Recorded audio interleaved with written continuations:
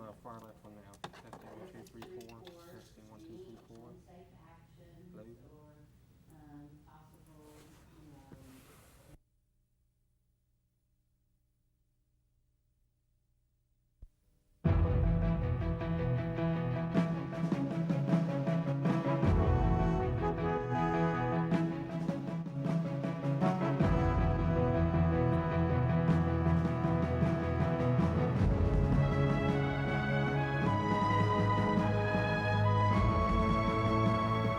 Hello there, welcome to The Verdict. Mick Cornett with Kent Myers. We're here every week meeting interesting people and dealing with topical issues. And today we're going to roll up our sleeves and get into an issue that we've been wanting to do a show about in a long time. Indeed. We're going to be talking about the issue of should Oklahoma change its liquor laws to allow the sale of strong beer or beer in excess of 3.2% alcohol by weight and wine from only the liquor stores as it is now into grocery stores and the like. And that's an issue that's hot and being talked about widely, both in the legislature and in the community, and we're going to talk about that today. And frankly, when we're through, we're going to put up a little poll on our website and ask you to vote. And you get on our website and say, I'm in favor of this change, I'm not in favor of this change, or however we will phrase it. But we call this show The Verdict. We want to know what your verdict is on this issue. Today we have guests with differing views on the subject. Should grocery stores sell strong beer and wine? We'll be right back.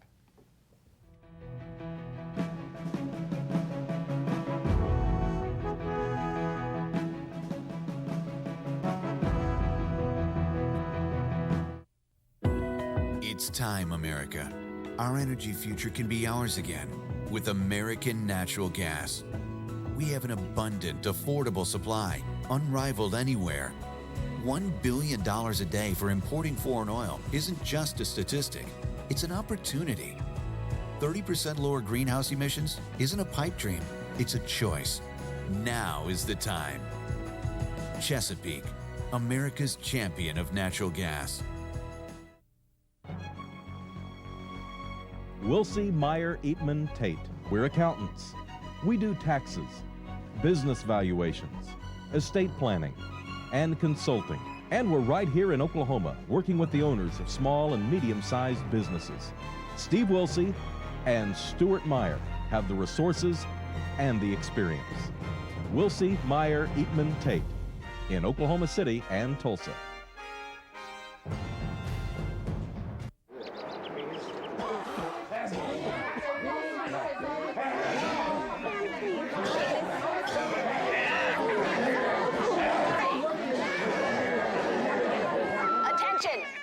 There's no waiting at the St. Anthony ER.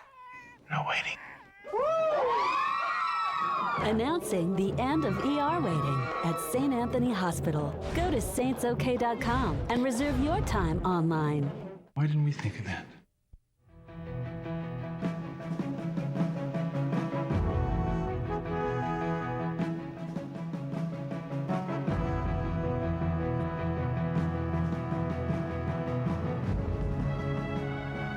Welcome back to the set of The Verdict. Mick Cornett with Kent Myers, and Kent's going to introduce today's guest.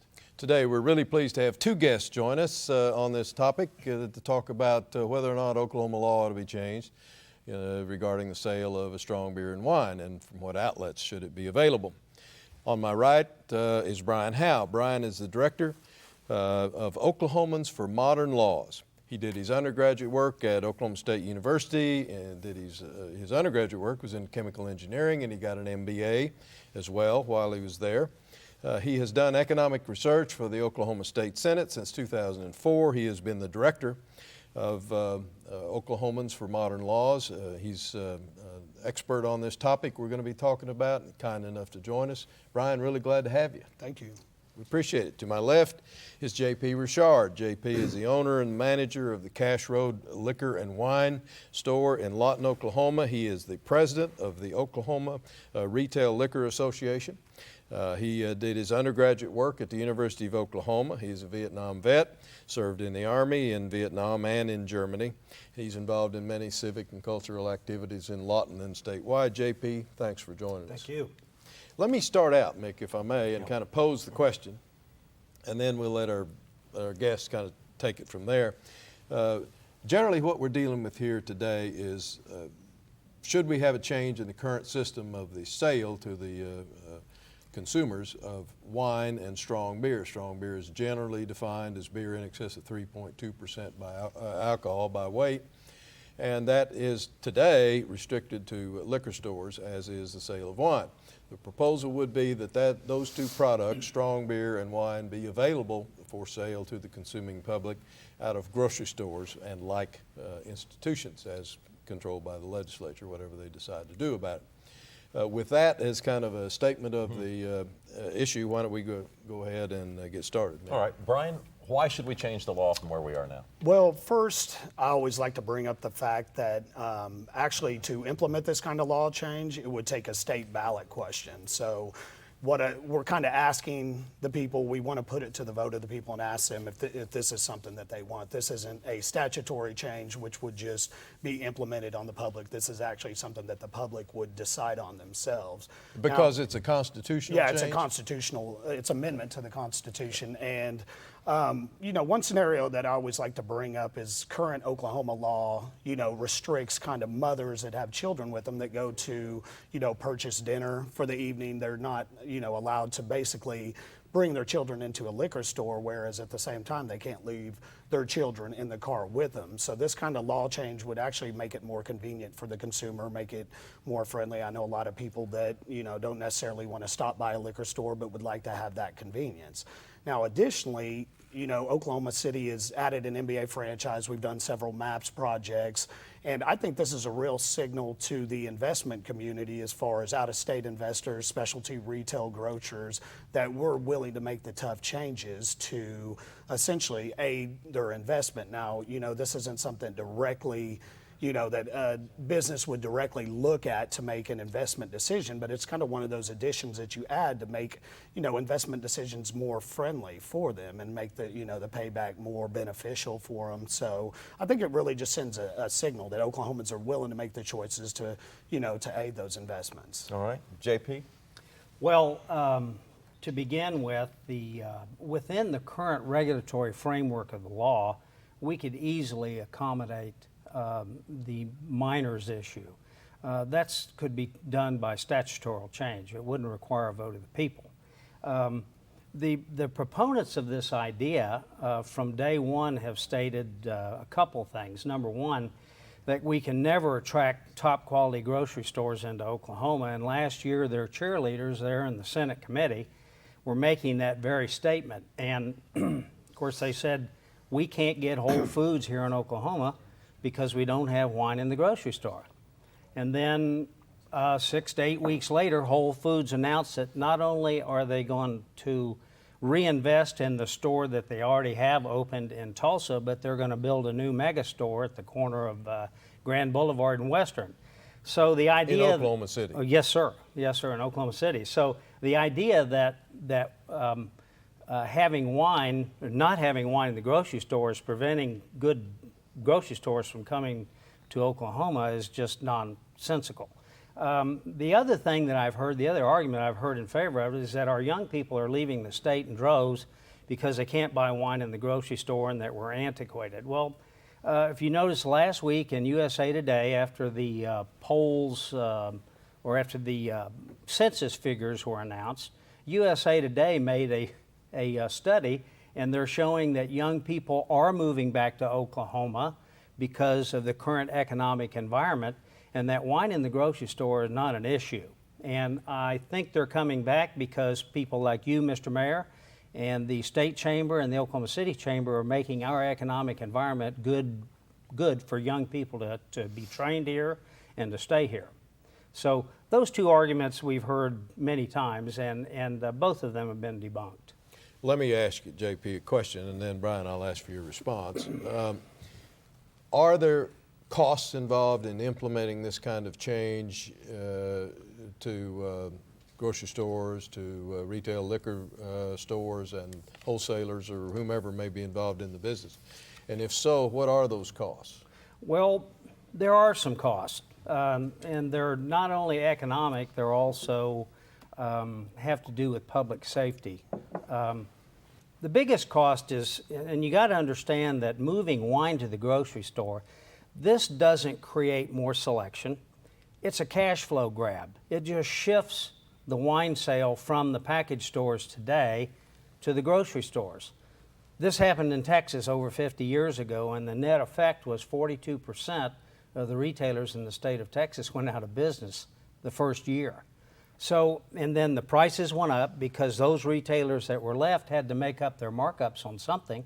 So the price of spirits went up. And if you look at the state of Texas, which is the classic example keeps being thrown up to us, Texas is a state of 28 million people. Posted, available in the state of Texas today, there are some 12 to 14,000 line items available. Oklahoma, a market of 3.8 million people, has between 17 and 20,000 items posted available for retailers and restaurateurs to buy right now. So, yes, there is a cost. It shifts those, it puts retailers out of business. It also puts the 11 Class B wholesalers out of business. And with that, you have loss of jobs. Brian, your response? Well, we've looked at similar studies. There's a study that compared Minnesota to Wisconsin, and in that study it found that actually Minnesotans, which currently have restricted policies, end up paying $87 more per year for, the same products. And these are just the consumers of wines and, stronger products. So when you project that over Oklahoma's 3.5 million, individuals population, then you get to a total of, around $300 million that Oklahomans are paying more. So I guess our basic point is, competition is what drives America. It's how America was founded, and we ultimately think that it'll benefit the consumer through lower prices, more selection, and, if somebody wants to enjoy the experience of a liquor store or a better wine selection, then they'll just continue to go to their liquor store, whereas the consumers that currently don't go to liquor stores or they have, their children with them, like my last example, then that's actually going to drive sales there. So it'll actually increase statewide commerce. And the competition issue? The competition issue. Well, as you expand competition, obviously, retailers are going to have to essentially create either, services that better accommodate the consumer through maybe wine education, whatever it is, or they'll just have to compete on price. It depends on which avenue they decide to take. There's several wine shops here in Oklahoma City that offer, a really good customer experience. So we think that, that's going to continue to thrive, and those competitors will actually become stronger after this. All right, Brian Howe, J.P. Richard, we're debating the issue of selling stronger beer and wine in grocery stores. We'll be right back. You're watching The Verdict.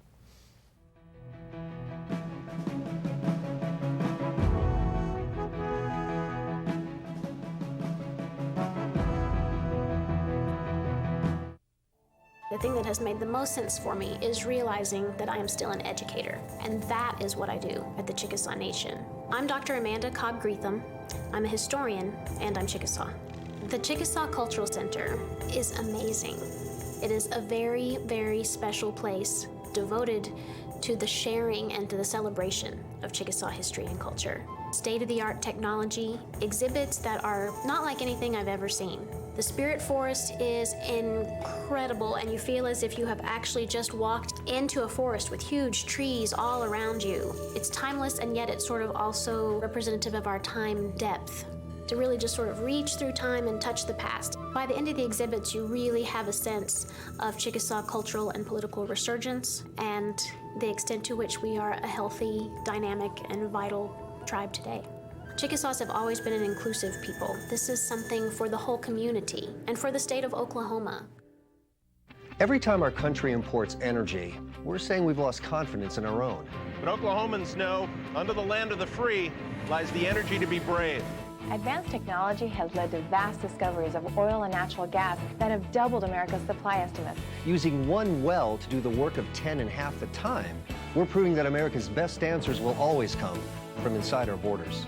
Oklahoma's oil and natural gas industry, advancing our state, empowering our nation. When you have something important to communicate, it becomes clear that there's a lot of competition for your audience's attention. So how can your message stand out and actually resonate with your audience? Legal Graphics has the answers. The team at Legal Graphics will work with you to plan, design, and even test your presentation to ensure your message will be heard and remembered. Call Legal Graphics today to schedule an appointment. The readiness is all.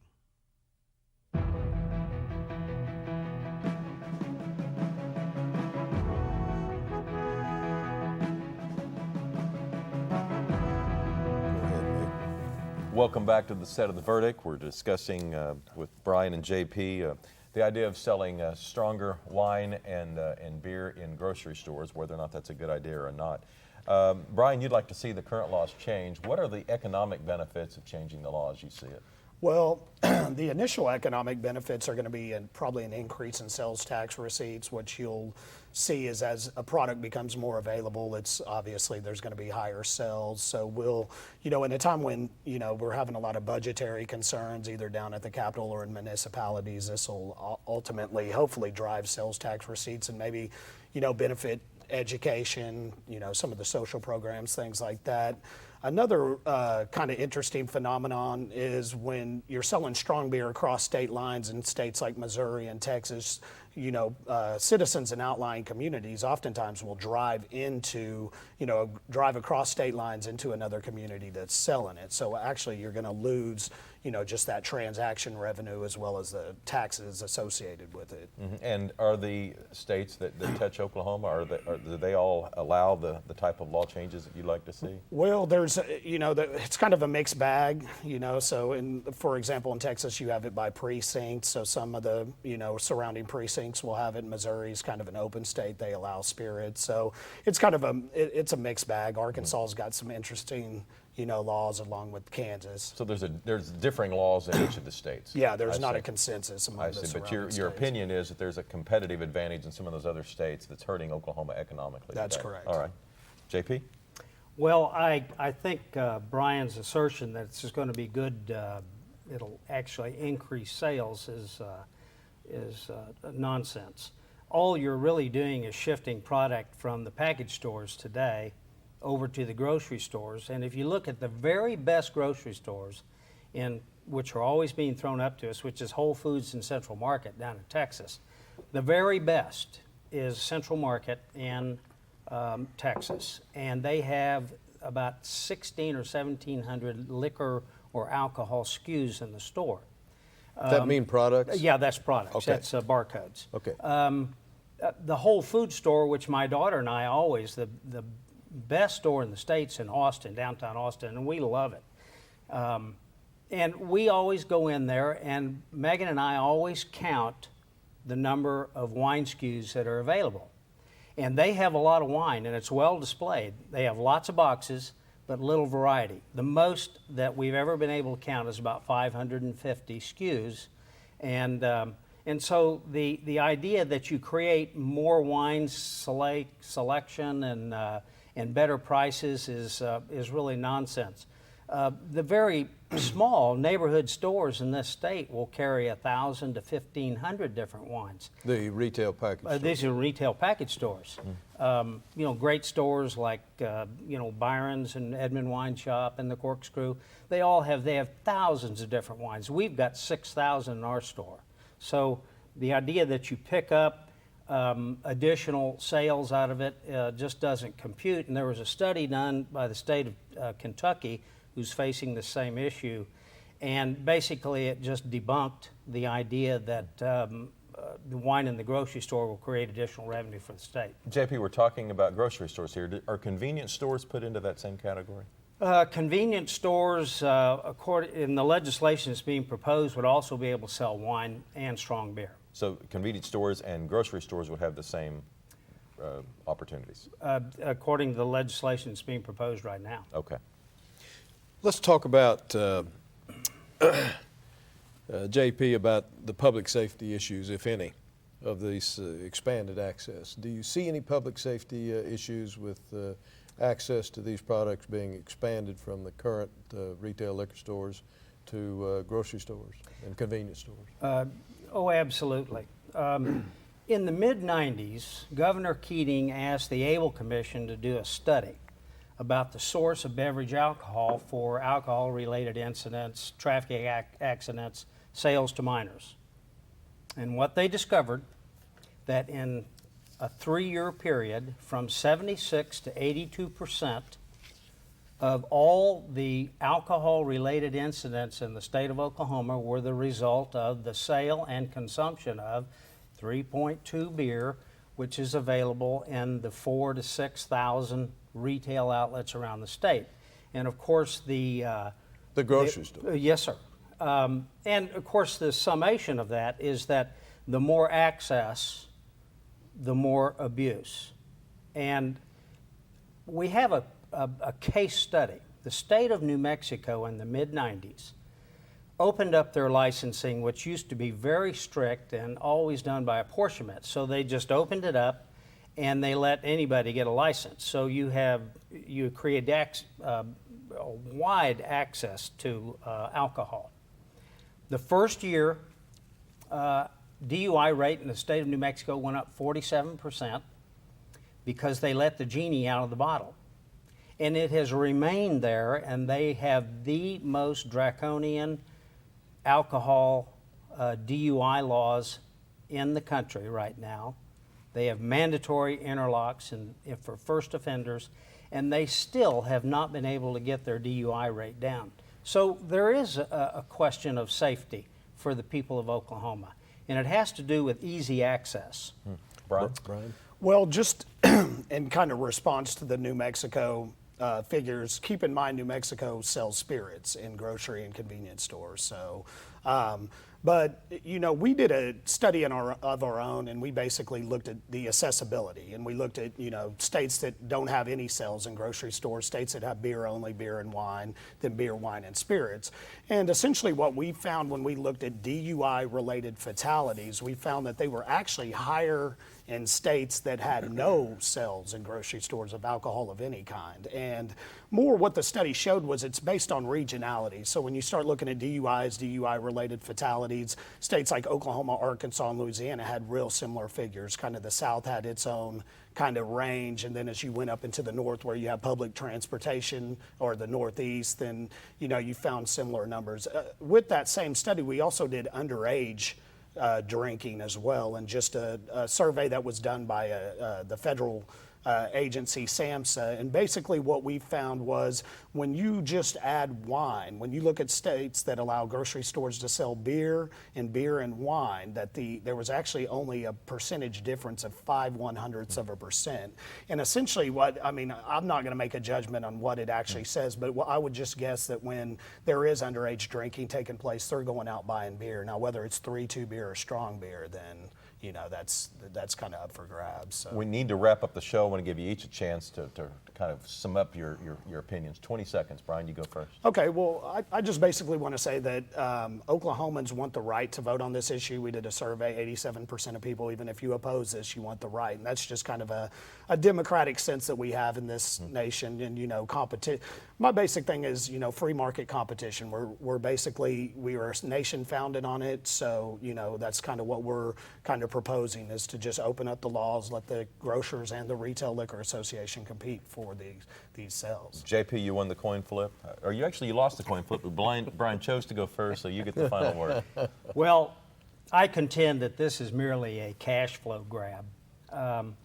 This will not create a better economic environment for the state of Oklahoma. It will put Oklahomans at risk, and Oklahomans will have to pick up the tab for additional alcohol incidents that happen because of this easy access when it goes to convenience stores and grocery stores. So I just don't agree with anything Brian says about all his allegations, and I would recommend, and I'm going to give this book to Brian. This is called Last Call, and I want you to read it because it's a story of prohibition. It's the most definitive work I've ever read. We're going to have to let that be the final word. JP Richard, Brian Howe, thank you both for coming on the show. Thanks, guys. Kent and I'll have a final word when we get back.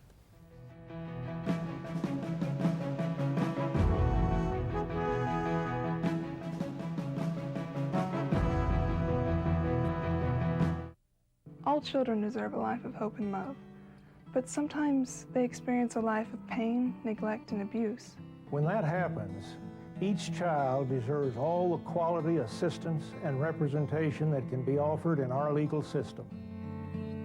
For more information, call 23-CHILD.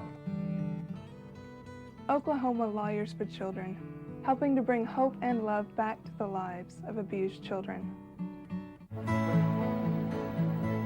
The good life comes naturally to Tulsa, where nature's beauty is matched with an eye for aesthetics. A legacy of neighborhoods graced with lawns and landscaping and handsome homes. A place that seems to have patented an ideal lifestyle.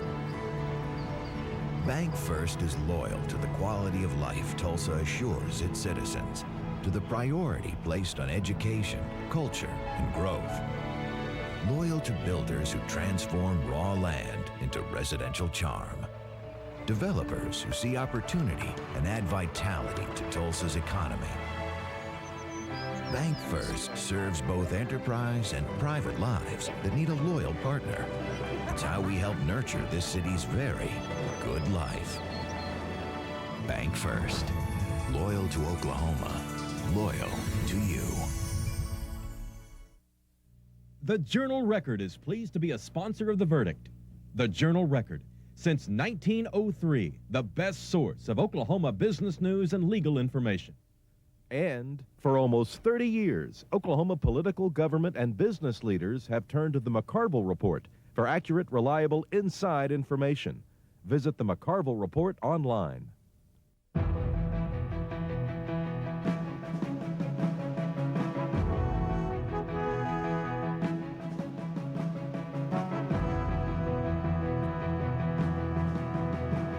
Welcome back to the set of The Verdict. We're wrapping up a show in which we had conflicting opinions on whether or not grocery stores should be able to sell stronger beer and wine. Well, and so often we do shows that do not give the viewers a chance to register their verdict on what the right answer ought to be. This is the exception. Right. We want you to check our website and fill out the poll and tell us which way you'd vote on this issue. You can get more information on each side by going to these websites. First of all, okmodernlaws.com, okmodernlaws.com will give you more information from Brian's perspective, and then RLAO, that's RLAO.org, will give you more information on JP's side of the equation. And you can go to our website and cast your vote about which of the two conflicting views you share. And we'll see if Oklahomans get a chance to vote on this issue later on. But our website is theverdict.tv. That's theverdict.tv. I want to thank you for joining us. For Kent Myers, I'm Mick Cornett. We hope you enjoyed this opportunity to learn more about selling stronger beer and wine in our grocery stores. And we will see you back here next week with another edition of The Verdict.